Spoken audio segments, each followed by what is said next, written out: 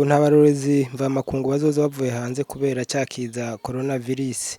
Ibi rero bigashikirizwa na Petro Claver Kazise, umukuru w'umugwi Seni, umugwi ujejwe gutunganya amatora. Ariko rero akavuga ko hari abanyamahanga basanzwe bari mu gihugu ngo bashobora kuzoba indorerezi mu matora yimirije. Reka tumwumvirize. Nagomba mbandanye nifuriza umwe wese yitavye inama kuroranirwa kumva yuko aguwe neza, maze ikiringo tuza kumarana hano kirangwe n'umvikano n'ubugwaneza. Uyu munsi ni inama y'imirwi yose y'abarorerezi b'amatora yo kuwa 20 Rusama. Nk'uko twese tubizi, umwaka w'ibihumbi 2020 ni umwaka w'amatora mu gihugu cacu. Amatora azohakarya bene igihugu b'abarundi ko kwishiriraho inzego nshasha ziturongora. Ni kiringo rero gihambaye ku gihugu cacu, nico gituma twamye imisi yose turondera kunonosora neza integuro kandi tubikorana n'abo vyega bose kugira ngo abe koko amatora abereye ku mugaragaro kandi ateguwe yishimikiza intererano ya bose. Aha no kwibutsa ihangiro y'amatora nuko aba amatora meza abereye ku mugaragaro, atekanye, atunganye, atera iteka Uburundi n'abarundi. Iyi ntumbero yabaye itara ritumurikira kuva mu ntango y'ibikorwa gushika n'ubu. Inama ya mbere yo muri Ruheshi 2019 yashira habona ikirangamisi cy'ibikorwa by'amatora. Ico naco kikaba carafashije kugira ngo uwo we wese ashobore kwama ari ku gihe mu bikorwa, afite icyo aterera kizane kije mu ntererano nyinshi bamwe n'abandi batanze.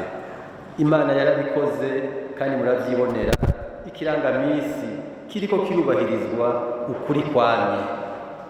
Tukivuga intererano, umugwi wigenjejwe gutunganya amatora mu gihugu cose Seni urashima intererano y'amashirahamwe n'amashengero kukungene yitayeho cane ibikorwa uko vyagiye biratunganywa. Mwaritavye kandi muza mukereye gufata mu mugongo igikorwa c'integuro y'amatora.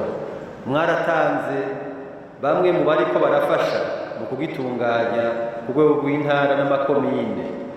Murafasha guhimiriza abenegihugu ngo batahure inyifato nziza mu gihe c'amatora, kandi turazi ko mwiteguriye bikwiye kurorera ingene amatora agenda. Uko kurorera niko tugiye gushigikira ko uno munsi, kandi mwibuke ko atari rya mbere tuyaga ivyerekeye kurorera. Twiyumviriye ko twosubira tukabonana turi kumwe n'abandi basavye uruhusha rwo kurorera nkamwe. Ibi bigatuma ejo nimwahurira ku rubuga mudatangara canke ngo mwibaze muti aba baje gute. Murazi ko muri kino gihe hari ikiza c'indwara ya corona catumye amakungu agabanya cane imigenderanire hagati y'ibihugu mu ntumbero yo gukinga ntikirandagate. Ivyo vyatumye abanyamahanga ducuditse basanzwe bari hano iwacu aribo basaba kuza gukurikirana ayo matora guca aba. Amatora nk'uko nari nabishikirije ni urubanza rukomeye ku gihugu. Inshuti n'abagenzi baje mu rubanza rwacu duca tubakengurukira, tukabakirana urweze.